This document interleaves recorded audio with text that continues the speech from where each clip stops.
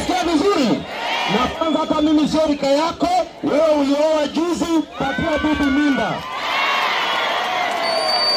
Simuliona ulioa juzi?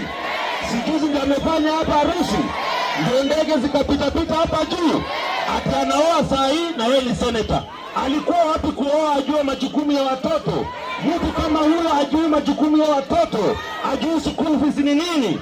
Kazi yake ni kufanya wash na kuosha pesa kule Nairobi, na ana makesi za wash na sasa mimi nitamtambua. Mnanisikiza vizuri? Akirudi tena hapa kuongea juu ya gavana, mimi nataka niambie rais wa Kenya, sisi tunakuheshimu sana William Ruto, lakini kama vibaraka zako zitakuja hapa kuanza kutusi na tembea, hata sisi tutaanza matusi na tutanyoroshana na wao. Mnasikia maneno? Mwanaume ni mwanaume namna gani? Kwani yeye ni mwanaume na gani anakuja hapa kutusi George Natembeya?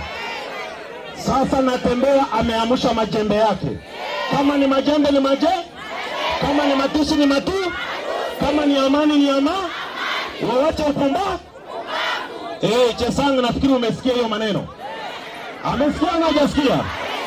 Aende nyumbani asiende. Aende nyumbani asiende.